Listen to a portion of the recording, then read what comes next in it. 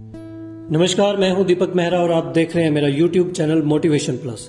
Motivation plus में आज जो स्टोरी मैं आपको सुनाने जा रहा हूं, अगर आप इस स्टोरी को समझ पाएंगे तो आप कभी भी नहीं हारेंगे।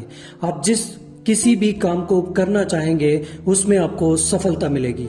ये स्टोरी है दोस्तों 4 मेंढकों की जो सुबह सुबह मॉर्निंग वॉक पे निकल जाते हैं। घर से थोड़ी दूर चलने पर उनको एक गड्ढा दिखता है जिसमें 2 मेंढक पहले से गिरे हुए होते हैं। ये दोनों मेंढक गड्ढे के अंदर जंप लगा लगा कर कोशिश कर रहे हैं कि वे गड्ढे से बाहर निकल जाएं। चारों मेंढक दर्शक बनकर ऊपर से देखते हैं, इनको कमेंट पास करते हैं कि इनको मर जाना चाहिए क्योंकि ये गड्ढा बहुत गहरा है और इनके अंदर ऐसी एबिलिटी नहीं है कि ये बाहर निकल पाए। थोड़ी ही देर में एक मेंढक गड्ढे के अंदर ही जंप लगा लगा कर अपनी जान गंवा बैठता है, मर जाता है। दूसरा मेंढक निरंतर प्रयास करता रहता है। कुछ देर बाद ये चारों फिर से कमेंट पास करते हैं, फिर से दर्शक बन जाते हैं और कहते हैं इस मेंढक को भी मौत को गले लगा लेना चाहिए क्योंकि ये भी नहीं बच पाएगा। लेकिन ये मेंढक कुछ ही देर बाद एक बड़ा सा जंप लगाता है और गड्ढे से बाहर निकल जाता है। बाहर निकलने पर इन मेंढकों को थैंक यू बोलता है कि इन्होंने उसकी लाइफ को बचा दिया। ये चारों हैरान हो जाते हैं कि हमने ऐसा क्या कह दिया कि इसकी लाइफ बच गई।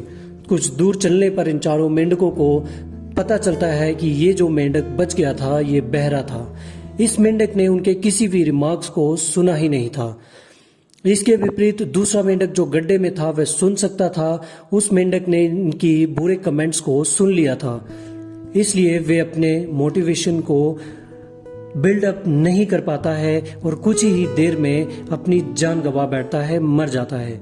लेकिन ये दूसरा मेंढक अपनी जान बचा लेता है क्योंकि इन्होंने इनके किसी भी रिमार्क्स को सुना ही नहीं था।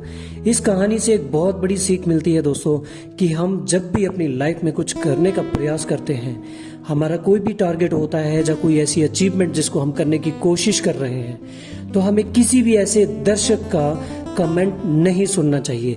हमें अपने आप पे विश्वास रखना चाहिए और निरंतर प्रयास करते रहना चाहिए, ठीक उसी तरह जिस तरह गड्ढे में गिरे हुए मेंढक ने किया और अपनी लाइफ को बचाया।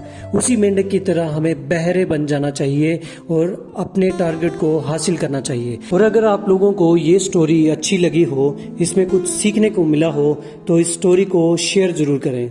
शुक्रिया।